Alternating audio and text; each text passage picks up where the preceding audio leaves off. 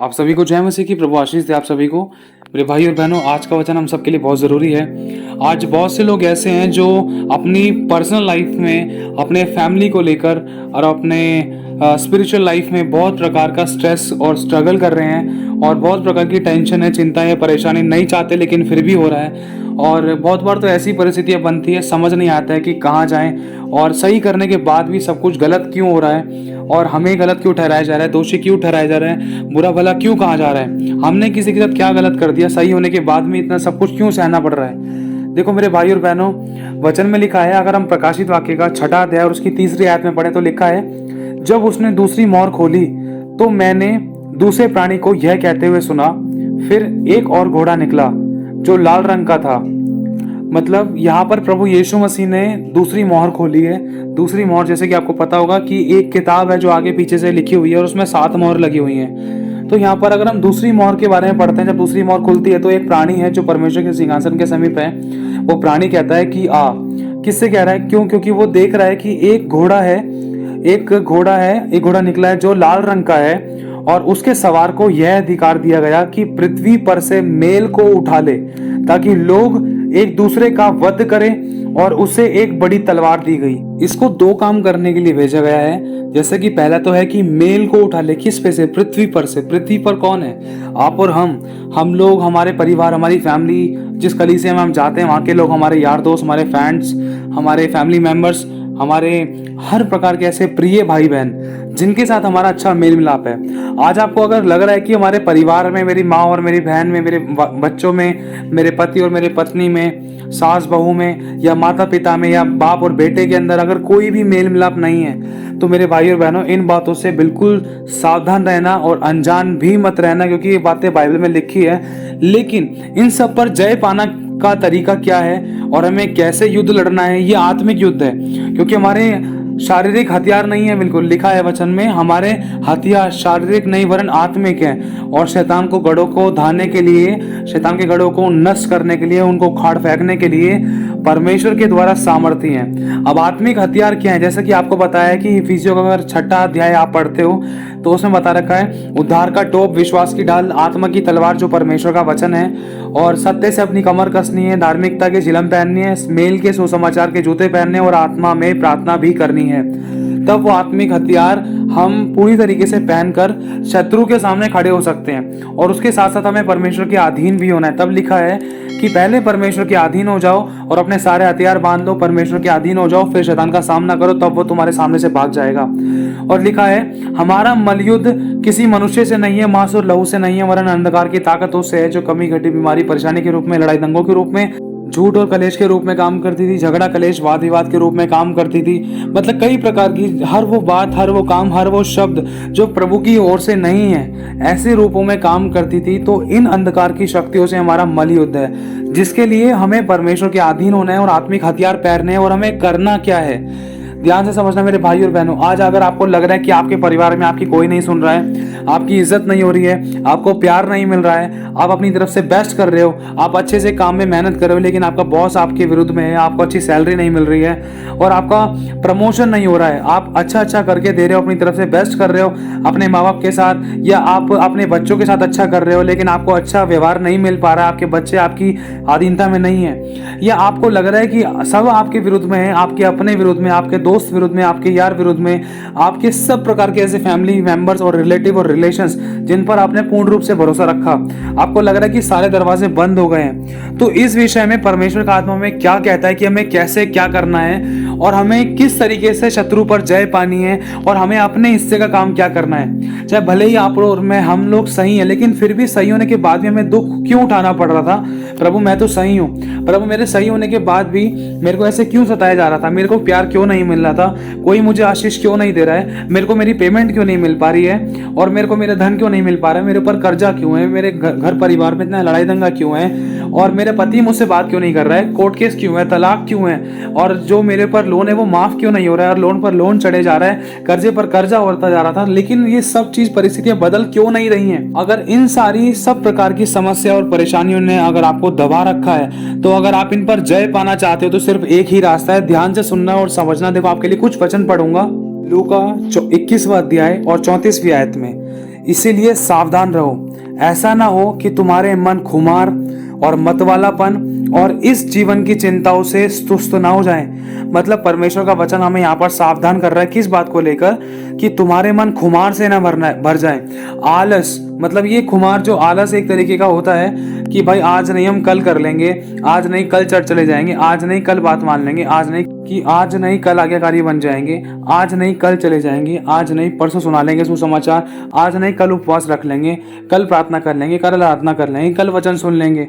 मतलब इस चीज को लेकर अगर हम डिले करें तो खुदावन कह रहा है यार सावधान रहो, क्योंकि जब इंसान आत्मा में या वचनों में अगर कच्चा होता है ना तो शैतान उसकी कमजोरियों पर अटैक करता है, जिसके कारण एक अच्छे वाले विश्वासी का जीवन डावल डोल हो जाता है और वो संभाल नहीं पाता है। क्योंकि इंसान जब परमेश्वर के वचन को पढ़ता तो है, समझता तो है, सुनता तो है, लेकिन जब उस पर चलने को होता है तो उसकी कमजोरियों पर शैतान अटैक करता था, जिसके कारण वो विश्वासी पूर्ण रूप से परमेश्वर के वचन पर बना नहीं रह पाता था। कमजोरी धन को लेकर हो सकती है, आपकी कमजोरी हो सकती है अपनी शारीरिक रूप से, आपकी कमजोरी हो सकती है घर की चिंताएं, या आपकी कमजोरी हो सकती है टेंशन या चिंता या परेशानी अपनी, चाहे फैमिली की हो, चाहे अपने बच्चों की हो, चाहे अपने परिवार की हो, चाहे अपने रहने सोने जागने की हो। मतलब ये सारी चीजों पर शैतान अटैक मारता था। अगर इंसान एक विश्वासी प्रार्थना में बैठता भी है तो प्रार्थना नहीं कर पाता है, क्योंकि शैतान ने जड़ पकड़ी है। क्यों? लिखा है कि इसलिए सावधान रहो, ऐसा ना हो कि तुम्हारे मन खुमार और मतवालापन किसी भी चीज के लिए नशा, पैसे के लिए नशा और लड़की के लिए नशा, खाने पीने का नशा, अच्छा पहनने ओढ़ने का नशा, मतलब किसी भी प्रकार का कोई मतवालापन मतलब जैसे कि अभी आपको फिर से बता देता हूँ, अगर जैसे एक नशे वाला व्यक्ति नशा करता है तो बिल्कुल मतवाला हो जाता है, उसको कुछ होश नहीं रहता कि मैं किससे क्या बोल रहा हूँ क्या नहीं बोल रहा, कब मेरा नशा उतरे, चाहे मेरे को कोई मार भी ले तब भी मेरे को कोई फर्क नहीं है, मुझे अपनी करनी है और अपने ही घमंड में चलना है, अपने ही घमंड में जीना है, और फिर से जैसे मेरा नशा उतर जाए फिर से मैं मदरिया पाने को ढूंढूंगा। तो मतलब इसी तरीके से प्रभु कह रहा है किसी भी प्रकार का कोई भी मतवालापन ना रहने पाए। किसी को फोन का मतवालापन है, कोई फोन में इतना समय बिताता है, फोन में इतना समय निकालता है कि प्रभु के वचन को समय नहीं दे पाता है। किसी को यारी दोस्ती का मतवालापन है, किसी को लड़कीबाजी का मतवालापन है, मतलब किसी को टीवी सीरियल्स देखने का मतवालापन है, किसी को सोने का मतवालापन है। मतलब ये सारी बातें प्रभु का वचन इसमें सावधान कर रहा है हमें। अगर हम जय पाना चाहते हैं ना तो खुदावंत कहता है कि खुमार और मतवालापन और इस जीवन की चिंताओं से सुस्त ना हो जाए। मतलब अगर इस जीवन की चिंता के बारे में सोच रहे हैं कि मुझे रोटी नहीं मिली, कपड़ा नहीं मिला, मकान नहीं मिला, घर नहीं मिला, ये नहीं मिला, वो नहीं मिला, मैंने उसको अच्छा करके दिया, मुझे प्यार नहीं मिला, मैंने उसके अच्छे से निभाई, मुझे उसने खाना नहीं दिया, मुझे उसने कपड़े नहीं दिए, मैंने दूसरों के घरों में इतना सब कुछ करा, इतना सब कुछ बांटा, इतना सब कुछ दिया, अपना हाथ बढ़ाया, अपनी तरफ से बेस्ट करके दिया, मैंने दूसरों के घरों में काम करा और मैं दूसरों के लिए मैं एक नौकरानी बनकर रही या नौकरानी बनकर रहा, या मैंने अपने बॉस को बहुत सारा काम करके दिया लेकिन मेरे को मेरी सैलरी नहीं मिल पा रही है। मतलब बहुत सारी चीज़ों को लेकर अगर कोई भी विश्वासी किसी भी व्यक्ति, वस्तु या प्राणी के प्रति कोई ऐसा लगाव रखता है कि भाई मैंने उसके लिए इतना कर दिया, मैंने उसके साथ इतना कर दिया तो वो भी मुझे लौटा कर दे, या मेरा बॉस मेरी मदद करे, या मेरी पत्नी मेरी मदद करे, या मेरा भाई मेरी मदद करे। अगर इंसान किसी पर भरोसा रख रहा है, अपने जीवन की चिंताओं के अंदर इतना हो रहा है कि मुझे कुछ नहीं मिल पा रहा, मैंने दूसरों के साथ बहुत कर दिया, और दूसरा अपने जीवन की चिंताओं का मतलब कि भाई मुझे अच्छा घर चाहिए, अच्छा रोटी कपड़ा मकान नौकरी बिजनेस बंगला चाहिए, गाड़ी चाहिए, कि भाई जैसे कि प्रभु यीशु मसीह ने एक उदाहरण भी दे रखा है कि एक व्यक्ति है जिसने बहुत पैसा कमाया और वो अपने प्राण से कहता है कि हे मेरे प्राण, अब तू बहुत सुख से खा, सुख से रह, क्योंकि देख तेरे लिए मैंने बहुत धन इकट्ठा कर रखा है। लेकिन प्रभु की दृष्टि में क्या है वो? प्रभु कहता देख मुझे तेरे विरुद्ध में कुछ कहना है, क्योंकि तू नंगा है, तुच्छ है, अभागा है और कंगाल है। प्रभु साफ कहता है क्यों? सबसे बड़ा धन मनुष्य का प्राण है। अगर मनुष्य का प्राण अगर इन चिंताओं में खत्म हो रहा था तो कोई फायदा नहीं है इन शारीरिक इन अभिलाषाओं की चिंता करने का। इसीलिए प्रभु कह रहा है, क्योंकि शैतान की सबसे बड़ी यही चाल है कि खुमार और मतवालापन और जीवन की चिंताओं में इंसान को ऐसा उलझा देता है कि एक विश्वासी व्यक्ति परमेश्वर के साथ अच्छे से कनेक्ट हो ही नहीं पाता है, ना ही अपना क्रूस उठा पाता है। वरन इन संसार की चिंता और अभिलाषाओं के चक्कर में, संसार को प्रसन्न करने के चक्कर में, दूसरों को प्रसन्न करने के चक्कर में, या दूसरों से कुछ इच्छा या कुछ पाने के चक्कर में, या अपने आप को ज्यादा बड़ा या अच्छा बनाने के चक्कर में ना, इस प्रकार की चिंताओं को लेकर इंसान अपने आप को खोखला कर लेता है। और यही शैतान की सबसे बड़ी चाल है। लिखा है कि सुस्त ना हो जाए और वह दिन तुम पर फंदे के समान अचानक आ पड़े, क्योंकि वह सारी पृथ्वी के सब रहने वालों पर इसी प्रकार आ पड़ेगा। एक बार फिर से पढ़ देता हूं।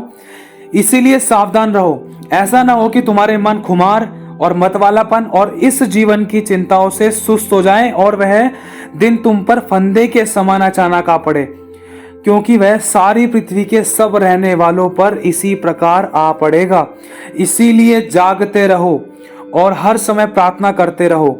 देखो वचन में लिखा है, दाऊद ने ना आधी रात को भी, रात रात में भी, गुप्त अंधेरे में भी प्रचार किया है परमेश्वर का। कैसे? अंधकार और रात और ये गुप्त अंधेरा क्या दिखाता है? मतलब अगर हमारे जीवन में दुख और समस्याएं हैं, चाहे सुबह का सूर्य उदय हो चुका है, धूप निकल चुकी है, लेकिन हमें अपनी जिंदगी में फिर भी दुख है, लाइफ में किसी प्रकार का कोई आत्मिक रूप से, कोई शारीरिक रूप से कोई अंधकार है ना, तब भी दाऊद ने परमेश्वर का प्रचार किया। वो हमारी तरह ऐसे बैठा नहीं रहा कि मेरे मेरे दुखड़े नहीं संवर रहे हैं, मेरे जीवन में चमत्कार नहीं हो रहा तो दूसरे को क्यों सुनाऊं, दूसरे को जीवन में मैं कैसे बताऊं, कोई ऐसा कहेगा वैसा कहेगा। मेरे भाई और बहनों, प्रभु ने कहा है, वचन में भी साफ लिखा है, दाऊद ने भी कहा है, मैं तो रात को उठ उठ कर तेरा धन्यवाद करूंगा और मैं आधी रात को भी तेरा गुण गाऊंगा, तेरा प्रचार करूंगा। मेरे भाई और बहनों, आधी रात क्या दिखाता है? आधी रात ये दिखाता है कि हमारे जीवन में सब कुछ करने के बाद भी हमने भला करा, फिर भी हमारे जीवन में इतना दुख, टेंशन, चिंता और परेशानियां, प्रभु के पास आने के बाद भी, विश्वास करने के बाद भी इतनी सारी समस्याएं और अंधकार से जूझे हुए हैं। दूसरे लोगों को लगता है कि हम तो बहुत अच्छे विश्वासी हैं और सही चल रहे हैं, हमारी लाइफ बिल्कुल सेट है, लेकिन हमें पता है कि हमारी लाइफ में क्या है क्या नहीं है, कितने हम गुप्त में आंसू बहाते हैं। तो उस अंधकार, उस टेंशन और चिंता और परेशानी के समय क्या हम लोग प्रचार कर रहे हैं, प्रभु का काम कर रहे हैं या नहीं कर रहे, या उसको छोड़कर जा रहे हैं, या विरुद्ध कर रहे हैं परमेश्वर के काम, या कोई ऐसा कदम उठा रहे हैं जिससे कि खुदावंत का दिल दुखता है। प्रभु कहता है, आधी रात को, वचन में लिखा है कि आधी रात को भी तेरा उठकर प्रचार करूंगा। अगर आपके जीवन में किसी भी बात को, किसी भी काम को, किसी भी व्यवस्था को, किसी भी परिस्थिति को लेकर आपके जीवन में किसी प्रकार का कोई भी अंधकार है ना, चाहे कर्जा है, चाहे गरीबी, चाहे घटे, चाहे बीमारी, चाहे परेशानी है, तो उस समय क्या आप प्रभु का प्रचार करने के योग्य हो, करने के लायक हो? क्या आप कर रहे हो या नहीं कर रहे? अब देखो, लायक तो हम सब हैं, आज हम मर नहीं गई है, उसकी महाकरुणा का फल है। हमारी गिनती मुर्दों में नहीं है, हम हॉस्पिटलों में धक्के नहीं खा रहे हैं, हम बीमार और लाचार और परेशान नहीं है, हमारे हाथ पैर टूटे फूटे नहीं है कि हम चलकर ना जा सके, हम गूंगे बहरे नहीं है, हम कोमा में नहीं गए हैं, हमें सब कुछ याद है। ध्यान से समझना, आज परमेश्वर की इतनी बड़ी दया है, लेकिन इस दया का हम किस तरीके से इस्तेमाल कर रहे हैं? कहीं हम इसको गलत तरीके से यूज तो नहीं कर रहे अपनी शारीरिक चिंता और अभिलाषाओं को लेकर, अपने खुमार और मतवालेपन के अंदर इतना डूब तो नहीं गए कि हम खुदा के काम को छोड़ चुके हैं? तो इसीलिए मेरे भाई और बहनों, खुदावंत का वचन कहता है, क्योंकि वह सारी पृथ्वी के सब रहने वालों पर इसी प्रकार आ पड़ेगा। कौन आ पड़ेगा? कुछ है ऐसा लिखा, इसीलिए जागते रहो और हर समय प्रार्थना करते रहो कि तुम इन सब आने वाली घटनाओं से बचे रहो और मनुष्य के पुत्र के सामने खड़े होने के योग्य बनो। मेरे भाई और बहनों, प्रभु आज साफ कहता है कि जागते रहो। किस तरीके से जागते रहो? देखो, शारीरिक रूप में तो हमें अपनी तरफ से जागना ही है, मतलब प्रार्थना करने के लिए तो जागना ही है, लेकिन आत्मा में भी हमें जागृत रहना है। आत्मा में जागृत रहने का मतलब है प्रभु के वचन के साथ गंभीर रहना, कि प्रभु, चाहे मैं सोऊं, चाहे मैं जागूं, चाहे मैं कुछ भी काम करूं, कहीं भी आऊं, कहीं भी जाऊं, मेरे जीवन से कोई ठोकर ना खाए। भले ही मैं गुप्त में तेरे साथ 15 से 20 घंटे प्रार्थना करता हूं, लेकिन उसके बाद मेरा व्यवहार कैसा है? क्या सच में मैं आत्मा में जागृत हूं, या सिर्फ मैं बोलने वाला क्रिश्चियन हूं, या सिर्फ मैं पढ़ने वाला क्रिश्चियन हूं, या सिर्फ मैं सुनने वाला क्रिश्चियन हूं? परमेश्वर के वचन में लिखा है, मेरे भाई बहन, माता पिता वो हैं जो मेरे वचन को सुनते, मानते और चलते हैं। भले ही आपके जीवन में ऐसी समस्याएं, सिचुएशन, परिस्थिति हैं, आप बहुतों को बता नहीं सकते हो, आप किसी से शेयर नहीं कर सकते हो, आप किसी पर आप भरोसा नहीं कर सकते हो, क्योंकि आपका भरोसा टूट चुका है। लोगों ने आपका दिल दुखाया है, अपनों ने दिल दुखाया है, अपनों ने सताया, अपनों ने ही गलत उंगली उठाई है, लग रहा है आपको। लेकिन उस समय भी आपका व्यवहार कैसा है? अगर आप जय पाना चाहते तो खुदावन आज कहता है, मेरे भाई और बहनों, लिखा है कुरिन्थियों 4 अध्याय और उसकी 10वीं आयत से अगर हम पढ़ें तो ये परमेश्वर का वचन हमारे लिए है। मेरे भाई और बहनों, आप और मैं मसीह हैं, हम लोग मसीह व्यक्ति हैं। मसीह मतलब मसा किए गए, प्रभु की ओर से चुने गए, उसकी ओर से बुलाए गए, उसकी ओर से संसार से अलग किए गए लोग हैं, और परमेश्वर ने हमें अपनी महिमा के लिए चुना है। अगर हमसे कुछ सहन नहीं हो रहा है, दीनों नम्र नहीं हो रहे हैं, तो हम उसके बच्चे कैसे हो सकते हैं? क्योंकि लिखा है, जिसे तुम देखते हो अगर तुम उससे प्रेम नहीं रखते, तो जिसे तुम नहीं देखते उस परमेश्वर से तुम कैसे प्रेम रखोगे? और अगर आज आपको लग रहा है कि आपके घर के लोग ही आपके विरुद्ध में हैं, तो सेवकाई घर से शुरू होती है, समझ लेना।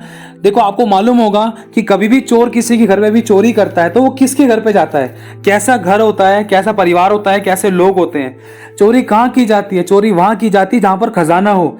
अगर आपको लग रहा है कि आपका कोई चैन चुरा रहा है, शांति चुरा रहा है, आशीष और बरकत चुरा रहा है, या आपके अभिषेक को कोई खराब कर रहा है, तो ध्यान रखना, आपके अंदर बहुत गहरी बातें छुपी हैं, बहुत गहराई छुपी है, बहुत सामर्थ और अभिषेक छुपा है। परमेश्वर की ओर से आपके लिए बहुत बड़ी बड़ी ब्लेसिंग्स है और बहुत बड़े बड़े काम करने के लिए प्रभु ने आपको चुना है। इसीलिए तो शैतान को खलबली मच रही थी, चाहे वो किसी के भी द्वारा काम कर रहा था। ध्यान रखना मेरे भाई और बहनों। देखो, चोर वहां चोरी करता है जहां पर उसको कुछ दिखाई देता है, इसीलिए चोर वहां नहीं जाएगा जहां पर कोई झुग्गी झोपड़ी खाली हो।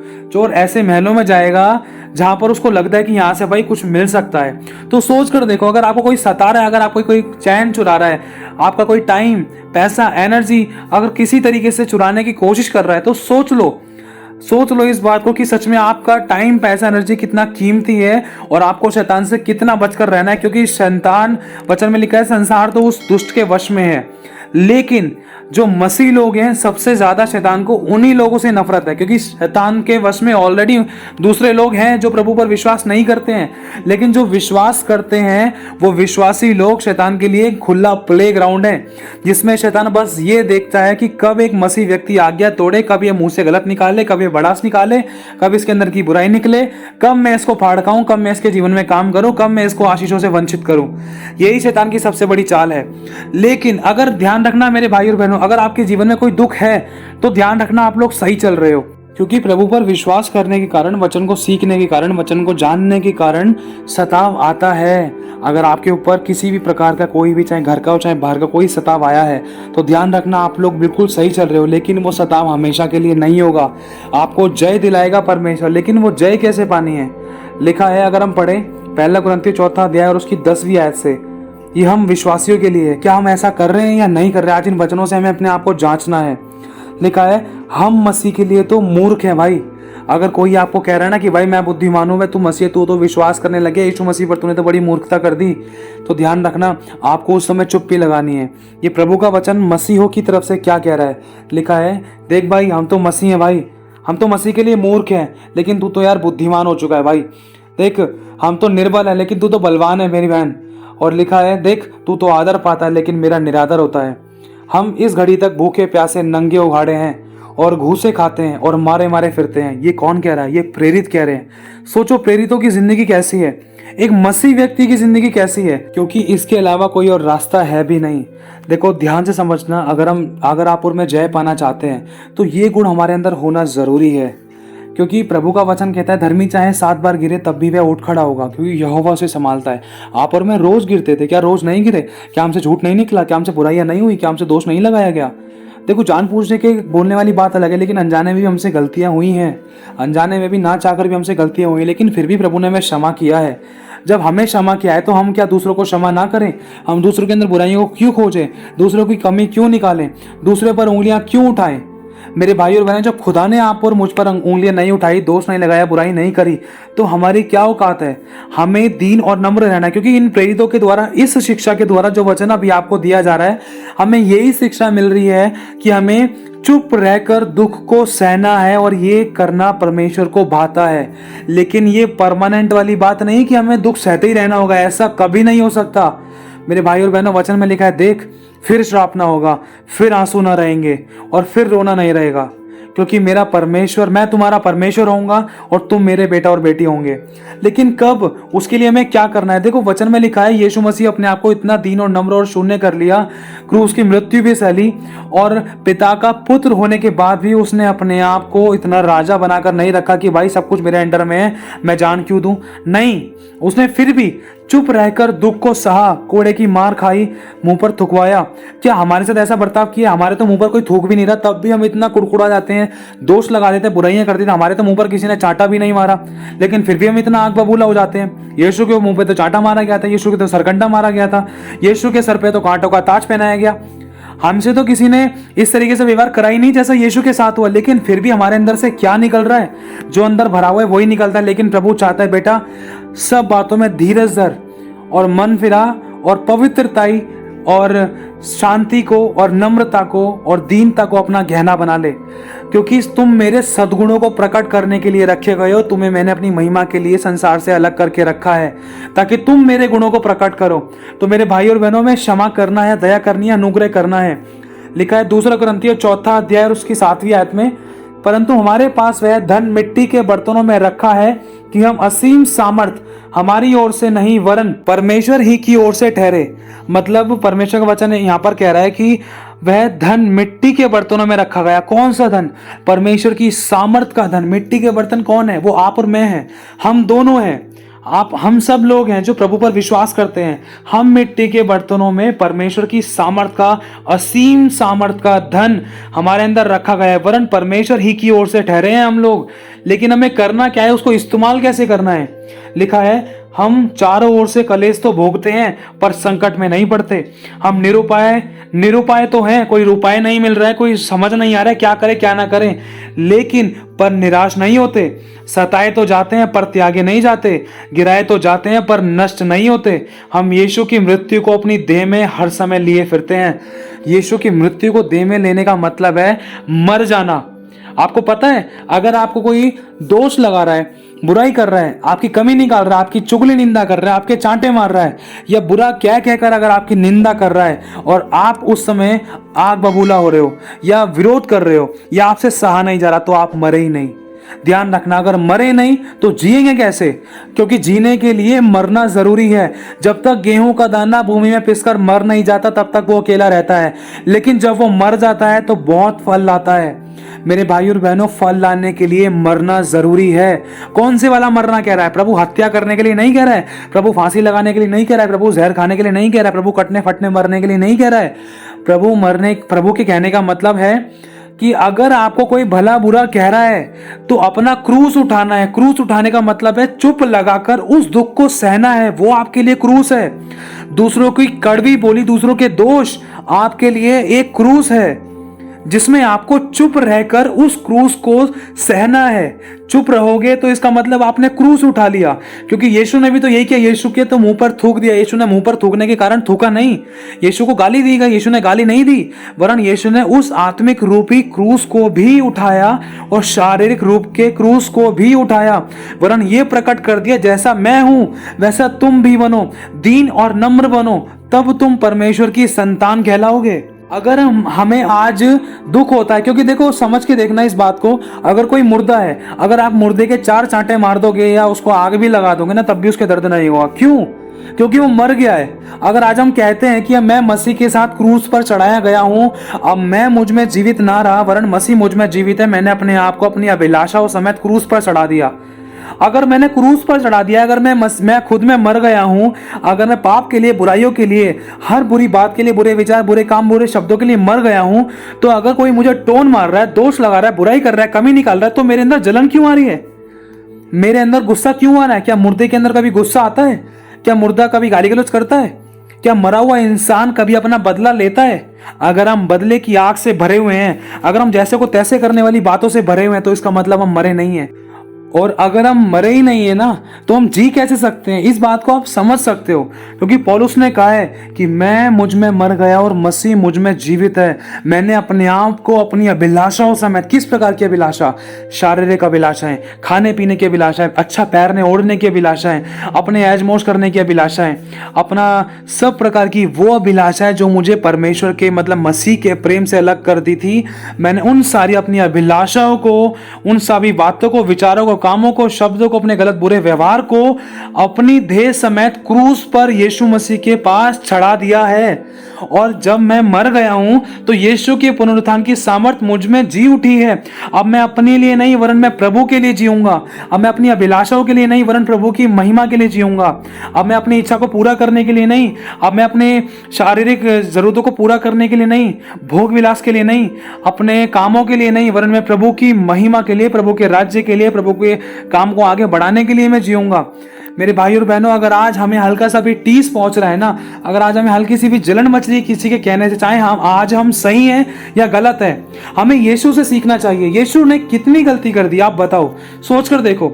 जब यीशु इतना सही था लेकिन फिर भी उसको क्रूस तक पहुंचा दिया, चढ़ा दिया उसको, मतलब उसके बारे में बुरा भला भी कहा, सर हिला हिलाकर निंदा करी। अरे कम से कम क्रूस पर से उतरने के बाद तो छोड़ देते।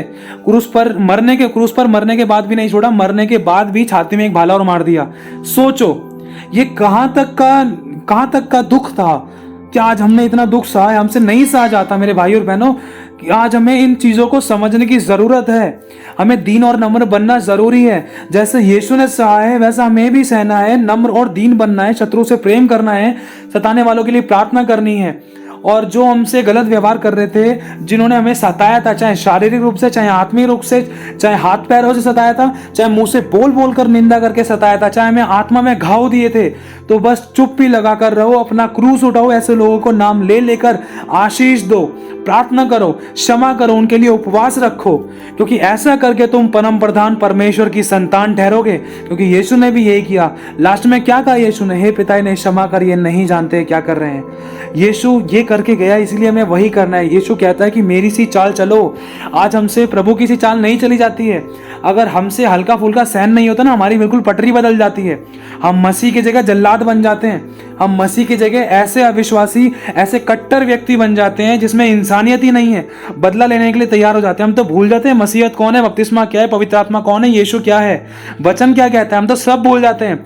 हम सब अपने आप को साबित करने की कोशिश करते हैं, जिसके कारण हम खुदा से दूर हो जाते हैं। हम सोचते हैं कि हमारा झंडा ऊंचा हो, हमारा नाम हो, या मैं सही निकलूं, या मेरे साथ ऐसा व्यवहार क्यों किया गया, मेरे साथ ऐसा क्यों बोला गया, मैं तो सही हूं, मैं तो सही था, मेरे साथ ऐसा व्यवहार क्यों किया, मेरे बॉस ने मुझे पैसे क्यों नहीं दिए, मेरे को जलील क्यों किया, मेरी माँ ने, मेरे बाप ने, मेरे भाई ने मेरे साथ ऐसा व्यवहार क्यों किया, मेरे बच्चों ने ऐसा क्यों किया।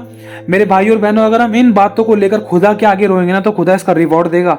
लिखा है कि जब तू प्रार्थना करे तो अपने पिता के पास जा और दरवाजा बंद कर, कोठरी में, गुप्त में उससे प्रार्थना कर, जो तुझे गुप्त में प्रतिफल देगा। जब आप गुप्त में अपने पिता के आगे आंसू बहाओगे ना, जो भी आपके दुख है, सुख है, समस्या है, चिंता है, परेशानी है, क्योंकि लिखा है कि यहोवा से अपने दिल की बातों को खोल कर कहो। किसी ने आपको कितना भी दिल दुखाया था, या आपने कितनी भी अच्छाइयाँ की हैं, कितनी भी बुराइयां की हैं, अपनी कमियों के साथ साथ अपनी सारी बातों को खोल कर कहो और प्रभु से बोलो, प्रभु तू पहले मुझे करेक्ट कर, मुझे तेरे रूप और स्वरूप तूने समानता में बनाया है प्रभु, और मुझे अपने स्वभाव से भर दे प्रभु। मुझसे नहीं सहा जाता, मुझे माफ़ करने का मन दे, मुझे दया करने का मन दे, मुझे भूलने का मन दे कि मैं बुराइयों को भूल जाऊँ, मुझे ढांपने का मन दे कि मैं दूसरे के अपराधों को ढांप दूँ, मुझे क्षमा करने का अनुग्रह दे कि मैं भी क्षमा करूँ प्रभु, मुझे तेरे जैसे गुण दे। मेरे भाई और बहनों, आज हमारे पास नहीं है, तभी तो हम एक ही वचन को, पूरी बाइबल में से हम एक ही वचन को पूरा नहीं कर पाते हैं कि प्रेम करो। परमेश्वर ने कहा है कि प्रेम करना सब बलिदानों से, बलिदान चढ़ाने से उत्तम है। प्रेम करना, क्षमा करना, दया करना, जहां पर प्रेम है वहां पर क्षमा भी होगी।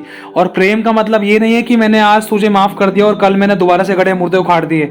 प्रेम करने का मतलब ये नहीं है कि मैंने हाँ भाई सॉरी बोल दिया लेकिन मैं तुझसे बात नहीं कर रहा, इसे प्रेम नहीं कहते। क्या खुदा ने आपके साथ ऐसा व्यवहार किया है कभी कि जा तू पहले भाई ऐसे कर वैसे कर, जब मैं तुझसे बात करूंगा? क्या खुदावन ने कभी बोला है कि पहले तू बिल्कुल पवित्र बन तब मेरे पास आई हो? खुदा ने कभी नहीं बोला, ऐसा व्यवहार कभी किसी के साथ नहीं किया मेरे भाई और बहनों। उसने कहा है तू जैसा भी मेरे पास आ, तेरे पाप अर्गवानी कलर के, लाल रंग के, काले रंग के कलर के या हरे रंग के क्यों ना हो, तू उनको मेरे पास आके मान लेना, मैं तुझे क्षमा कर दूंगा। आज जब हमारे अंदर हजारों गलतियां थी तो हम दूसरों के अंदर गलतियों क्यों खोजते हैं? अगर गलती खोजते भी हैं तो उनसे हमें क्या मिलता है? उनसे बस खुदा ही दूर होता है मेरे भाई और बहनों। हमें क्षमा करना है, क्षमा मांगनी है। जो झुकता है उसमें जान होती है, अकड़ मुर्दे की पहचान होती है। खुदा ने हमें झुकना सिखाया है। लिखा है वो परमेश्वर का पुत्र होने के बाद भी उसने दास का स्वरूप धारण कर लिया, यहाँ तक कि गधे के बच्चे पर सवार होकर आ गया और उसने क्रूस की मृत्यु सहली, चेलों के पांव धो दिए और यहाँ तक कि व्यभिचारिणी स्त्री तक के साथ भी वो बैठा, अपने चेलों के साथ बैठा। मेरे भाई और बहनों, वो सिखाता है इस स्वभाव से कि हमें उसके जैसा स्वभाव लेना जरूरी है। अगर हम जय पाना चाहते हैं तो हम अपने आप को मसीह कहते हैं, क्या ये गुण हमारे अंदर हैं? चाहे भले ही आज थोड़ी सी बातें आपको स्ट्रांग लग रही होंगी या आपको सीधी लग रही होंगी, लेकिन मेरे भाइयों ये वचन बताता है, बाइबल मैंने नहीं वरन प्रभु की आत्मा ने स्वयं लिखी है। एक बार पढ़ देता हूं आपके सामने। लिखा है हम चारों ओर से कलेश तो भोगते हैं पर संकट में नहीं पड़ते। निरुपाय तो हैं पर निराश नहीं होते, सताए तो जाते हैं पर त्यागे नहीं जाते, गिराए तो जाते हैं पर नष्ट नहीं होते। हम यीशु की मृत्यु को अपने देह में हर समय लिए फिरते हैं। हर समय लेने का मतलब ये है जैसे कि कोई परमेश्वर का चेला है या विश्वासी है। अब वो मेरे पास आया, मुझे सुसमाचार सुना रहा है, भाई भाई आप है ना विश्वास करो यीशु के नाम पर, और मैंने झट से उसके चांटा मार दिया। ओए तू प्रचार क्यों कर रहा है भाई? तू है कौन? तेरा नाम क्या है? तू प्रचार क्यों कर रहा है? अगर उस समय उस विश्वासी ने चुप्पी लगाकर रहा ना तो समझ लेना वो अपने आप को ना मार चुका है, अपने आप को क्रूस पर चढ़ा चुका है। अब वो यीशु के लिए दुख सह रहा है, अब उसने खुदा के लिए दुख सहा है।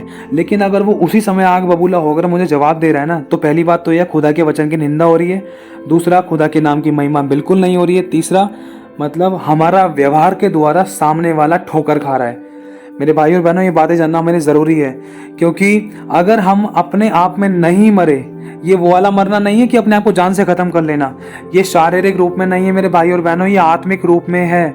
आत्मिक रूप में क्या? अगर आपको कोई गाली गलौज कर रहा है, दोष लगा रहा है, बुराई कर रहा है, तो अगर आप मर चुके हो, अगर आपने अपनी अभिलाषाओं समेत अपने आप को क्रूस पर चढ़ा दिया है, तो आपको तो दुख दर्द होना ही नहीं चाहिए, आपको तो कोई टीस होनी नहीं चाहिए, आपको तो बुरा लगना ही नहीं चाहिए, आपको तो टेंशन, अगर आपको टेंशन है कोई दिक्कत नहीं। देखो हर किसी को लाइफ में कुछ ना कुछ सिचुएशन ऐसी थी कि इंसान के जीवन में टेंशन हो जाती थी, लेकिन वो हमेशा नहीं है। लेकिन अगर हम पुरानी बातों को, बीती बातों को और प्रेजेंट की बातों को सोच सोच कर अगर हम प्रभु के साथ संगति नहीं कर रहे हैं तो वो टेंशन को हम बढ़ा रहे हैं। लेकिन अगर खुदा के साथ संगति कर रहे हैं, खुदा के गुणों को प्रकट कर रहे हैं, तो वो टेंशन नहीं रह सकती है हमारे पास। ध्यान से समझना, मैं फिर से कहना चाहता हूं, अगर हम मसीह में मर गए हैं ना, तो इसका मतलब ये है कि हमें किसी भी प्रकार का कोई भी बुरा असर नहीं हो सकता, हम किसी के विरोध में खड़े नहीं हो सकते। लेकिन अगर आज हम किसी भी प्रकार से जवाब देने के लिए शारीरिक रूप से, आत्मिक, आर्थिक रूप से किसी के विरुद्ध में खड़े हैं, किसी से बदला लेने की भावना है, तो आज हम ध्यान रखना, आज हम सही विश्वासी है ही नहीं। सही क्या? विश्वासी ही नहीं है। क्यों? क्योंकि विरोध और हत्या, क्रोध और हत्या, जलन, ढा, मतवालापन और नामावी की बातें, ईर्ष्या, ये सारी बातें ना, ये किसकी ओर से? ये खुदा की ओर से नहीं। और ऐसे ऐसे काम करने वाले क्या स्वर्ग जाएंगे? इतना तो आप जानते ही हो। लिखा है कि हम यीशु की मृत्यु को अपनी देह में हर समय लिए फिरते हैं, चाहे कोई हमें चांटा मारे, चाहे कोई हमारा दिल दुखाए, चाहे हमें चक्कू मारे, तब भी मैं उनके साथ गलत व्यवहार नहीं करूंगा। भाई मैं मर चुका हूं मेरे लिए, अब मैं यीशु के लिए जीऊंगा, चाहे 1 सेकंड हो, चाहे 1 साल हो, चाहे 1000 साल हो, चाहे हमेशा के लिए हो। चाहे यीशु अभी उठा ले, चाहे यीशु मेरे को जब मर्जी उठाए, मैं जीऊंगा तो यीशु के लिए जीऊंगा। इसे कहते हैं हम यीशु की मृत्यु को अपनी देह में हर समय लिए फिरते हैं कि यीशु का जीवन भी हमारी देह में प्रकट हो, क्योंकि हम जीते जी सर्वदा यीशु के कारण मृत्यु के हाथ में सौंपे जाते हैं, कि यीशु का जीवन भी हमारे मनोहर मरणहार शरीर में प्रकट हो। कुछ आखिरी वचन आपके लिए पढ़ देना चाहता हूँ। लिखा है 2 कुरिन्थियों 6 अध्याय उसकी 4 आयत में, परंतु हर बात से परमेश्वर के सेवकों के समान अपने सद्गुणों को प्रकट करते हैं। मतलब प्रभु का वचन कह रहा है यहाँ पर, एक सच्चा जो विश्वासी है ना, वो अपने आप को परमेश्वर का सेवक समझकर, सबका राजा नहीं वरन सेवक समझकर परमेश्वर के सद्गुणों को प्रकट करता है। जो सच्चा विश्वासी है, सद्गुण क्या है? ध्यान से समझना, आज इन बातों से हम अपने आप को जांच और परख सकते हैं, क्या हम सच में खुदा के विश्वासी हैं। लिखा है बड़े धैर्य से, बड़ा धीरज, क्या हम धीरज धरते हैं? कहीं उतावली तो नहीं करते कुछ पाने, कुछ लेने में, कुछ करने में? अगर हम धीरज धर रहे हैं तो ध्यान रखना हम सही विश्वासी हैं, हम मजबूत और परमेश्वर के प्रिय विश्वासी हैं। और कलेशों से, मतलब कलेशों के समय भी कहीं ठोकर का कारण तो नहीं बन रहे हैं, कहीं हम कलेशों के समय खुदा के वचन के विरुद्ध में तो नहीं जा रहे हैं, कहीं हम कलेशों के समय दूसरों के साथ गलत बर्ताव तो नहीं कर रहे हैं। और दरिद्रता के समय, दरिद्रता मतलब कोई हेल्प करने वाला नहीं है, बिल्कुल शारीरिक, आत्मिक, आर्थिक, संसारिक रूप से बिल्कुल कंगाल, ऐसे समय पर भी कहीं हम गलत व्यवहार तो नहीं कर रहे हैं, चोरी करने तो नहीं लग गए, कहीं किसी के ठोकर का कारण तो नहीं बन रहे हैं। लिखा है संकटों से, कोड़े खाने से, कैद होने से और हुल्लड़ों से, मतलब कोड़े खाने के बाद भी, कैद होने के बाद भी हमारे अंदर से क्या निकल रहा है? अगर हमारे अंदर से अच्छाई निकल रही है, अगर हम क्षमा, दीनता, नम्रता, प्रेम और दया की, अनुग्रह की बातें निकल रही हैं, तो इसका मतलब हम एक सच्चे विश्वासी हैं और परमेश्वर के सेवक भी हैं और उसके गुणों को प्रकट भी कर रहे हैं। जब हमने उसके साथ दुख पाया तो उसके साथ महिमा भी पाएंगे और राज्य भी करेंगे। मेरे भाई और बहनों, जीवन का मुकुट भी पाएंगे। कब पाएंगे? देखो ये वचन जो बातें बताई जा रही हैं इनसे अपने आप को हमें परखना है कि संकट के अंदर हमारे अंदर से क्या निकलता है। कोड़े खाने से मतलब अगर कोई कोड़े भी मार रहा है, शब्दों से कोड़े मार रहा है, शारीरिक रूप से कोई पिटाई कर रहा था या कोई हाथापाई कर रहा था हम मसीह लोगों के साथ, तो हमारा व्यवहार उस समय कैसा है? क्या हम भी मारपीट में लग गए या हम भी बदला लेने की आग में आ गए? ये हमें जांचना है, कहीं हम अविश्वासियों के लिए या विश्वासियों के लिए ठोकर तो नहीं बन रहे हैं। लिखा है कि बड़े धैर्य से, कलेशों से, दरिद्रता से, संकटों से, कोड़े खाने से, कैद होने से, हुल्लड़ों से, परिश्रम से, जागते रहने से, उपवास करने से, पवित्रता से, ज्ञान से, धीरज से, कृपालुता से, पवित्र आत्मा से, सच्चे प्रेम से, सत्य के वचन से, मतलब हमारे किसी भी व्यवहार से कोई ठोकर तो नहीं खा रहा। अगर हम कुछ भी काम कर रहे हैं तो हमें परमेश्वर की महिमा के लिए कर रहे हैं। देखो प्रेम से, प्रेम देखो बहुत सारी बातें अगर खोलकर बताया जाए बहुत समय लग सकता है, लेकिन क्या हम परमेश्वर के वचनों को मतलब इन चीजों के अंदर अहमियत दे रहे हैं, या फिर हम संसार से प्रेम करने की खातिर, संसार से प्रेम करने के कारण हम खुदा के वचन को नो कर रहे हैं, संसार को, मनुष्य को खुश करने के लिए उसकी हाँ में हाँ मिला रहे हैं। या फिर हमारे साथ जब गलत बर्ताव हो रहा था तो हमारे अंदर से गुस्से के समय, कलेश के समय या कोड़े खाने के समय, या हमें कोई कोड़े मारा था, संकट में दे रहा था, या दरिद्रता में थे, या हुल्लड़ मचा रहे थे, या हम परिश्रम कर रहे थे, या किसी प्रकार से हम भलाई भी कर रहे थे, चाहे उपवास रख रहे थे किसी के लिए, या पवित्रता से चल रहे थे, या हम कृपा भी कर रहे थे, या हम सच्चे और सच्चाई से और प्रेम से भी बने रहे थे, तो क्या उस समय हमारे अंदर से क्या निकल रहा है? कहने का मतलब आप सब कुछ अपनी तरफ से बेस्ट और सही सही ठीक ठीक कर रहे हो दूसरों के लिए, अपने लिए, परिवार के लिए, लेकिन उस समय अगर आपको सताया जा रहा है तो आपके अंदर से क्या निकल रहा है? कहीं कोई ठोकर का कारण तो नहीं बन रहा है? आपके अंदर से अगर कुछ गलत निकल रहा है तो हमें करेक्शन की जरूरत है। लिखा है धार्मिकता के हथियारों से जो दाहिने बाएं हाथों में है, आदर और निरादर से, दुर्नाम और सुनाम से, यद्यपि भरमाने वालों जैसे मालूम होते हैं तो भी सच्चे हैं, अनजानों के सदृश हैं तो भी प्रसिद्ध हैं, मरते हुओं के समान हैं और देखो जीवित हैं, मार खाने वालों के सदृश हैं परंतु प्राण से मारे नहीं जाते। ये प्रभु के सेवक कह रहे हैं मेरे भाई और बहनों, एक मसीह का जीवन कैसा है? सोचो, इतनी दीनता, नम्रता, इतना प्रेम और इतने अनुग्रह से भरे हुए हैं ये प्रभु के लोग। प्रभु का वचन, एक एक वचन ताया हुआ है। प्रभु ने अपने बच्चों को मतलब कितना ऊंचा उठाया है। कब उठाया है? जब इन्होंने सहा है। अच्छा करने के बाद भी जब इनको गलत व्यवहार किया गया इनके साथ, तब भी इन्होंने सहा है। लिखा है कि देखो जीवित हैं, मार खाने वालों के जैसे हैं। हम तो सही चल रहे हैं लेकिन फिर भी मार खा रहे हैं, गलत नहीं होने के बाद भी मार खा रहे हैं, लेकिन कोई दिक्कत नहीं, हम मर नहीं गए हैं। लिखा है मार खाने वालों के जैसे हैं परंतु प्राण से मारे नहीं जाते हैं, क्योंकि यीशु हमारा रक्षक है।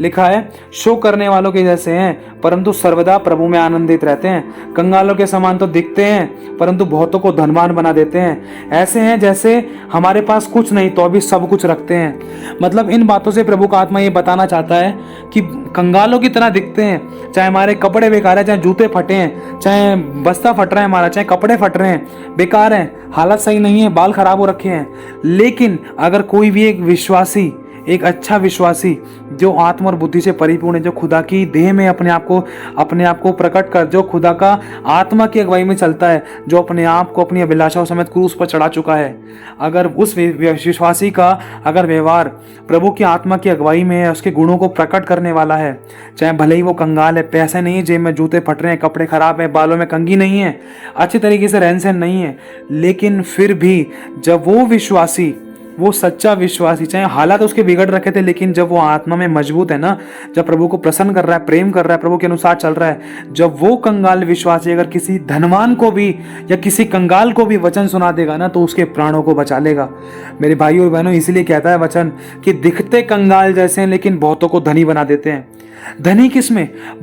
आज बहुत से लोगों के पास बहुत धन है, बहुत पैसा, लेकिन टेंशन है, चिंता है, परेशानी है, आंसू है, बीमारियां हैं। वो कंगाल है चंगाई में, वो कंगाल है शांति में, वो कंगाल है प्रेम में, उनको प्रेम नहीं मिल रहा है, वो कंगाल है मेल मिलाप में, कोर्ट केसेस हैं। क्यों?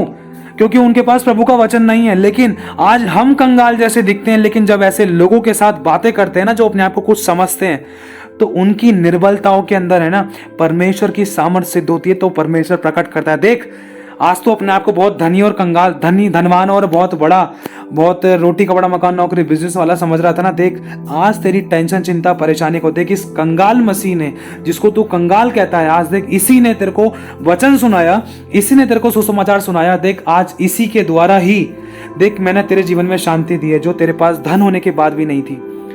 मेरे भाइयों और बहनों, इसीलिए प्रभु का वचन कहता है, दिखते कंगाल से हैं लेकिन बहुतों को धनी बना देते हैं। लग रहा है कि हमारे पास शांति नहीं है, प्रेम नहीं, चाहे दूसरों को लग रहा है, लेकिन जब आप किसी को सुसमाचार सुनाओगे ना, तो उसकी शांति, सामने वाले की शांति या उसका प्रेम, उसके जीवन की नम्रता, दीनता या उसके जीवन की चंगाई अगर कहीं खो गई थी ना, तो आप उसको सब बातों में उसको धनवान बना दोगे। ये पैसों को लेकर बात नहीं हो रही है, ये आत्मिक रूप में है। जैसे उदाहरण के तौर पर, अब आप एक विश्वासी हो, आप प्रभु के अनुसार चलते हो, चाहे भले ही आपके कपड़े फट रहे हैं, बेकार, आपका हालत बेकार लग रही है बिल्कुल, लेकिन मैं बहुत धनवान हूँ, लेकिन मेरे पास टेंशन है, चिंता है, परेशानी है और कोई प्रेम नहीं है, कोई सुख नहीं है, कोर्ट केसेस हैं। लेकिन जब आप मुझे मिलोगे ना कंगाल वाली हालत में, तो ये वचन उस समय पूरा होता है कि तुम दिखते तो हो कंगाल जैसे, लेकिन बहुतों को धनी बना देते हो। किस में धनी बनाओगे आप मुझे? आप जब मेरे पास आओगे, मेरे भाई वचन सुनो, आपके घर में इतनी सारी टेंशन चिंता परेशानी, पैसा होने के बाद भी आपके घर में इतनी दिक्कतें हैं, तो जब आप मुझे प्रभु का वचन दोगे, सुनाओगे और समझाओगे ना, तो उस समय वो वचन पूरा होता है कि दिखते कंगाल जैसे हैं लेकिन बहुतों को धनी बना देते हैं। जब आप मुझे प्रभु का वचन दोगे, तो उस समय मैं शांति को पाऊंगा, उस समय आपके शांति के धन को पाऊंगा, उस समय प्रेम के धन को, उस समय मैं फैमिली की ब्लेसिंग्स को पाऊंगा, उस समय परिवार के मेल मिलाप वाले धन को मैं पाऊंगा आपके द्वारा। तो इसी तरीके से मेरे भाई और बहनों, आज हमें दीन और नम्र होना बहुत ज़रूरी है। तो प्रभु आप सभी को बहुत आशीष दे। आप सभी को जय मसीह की।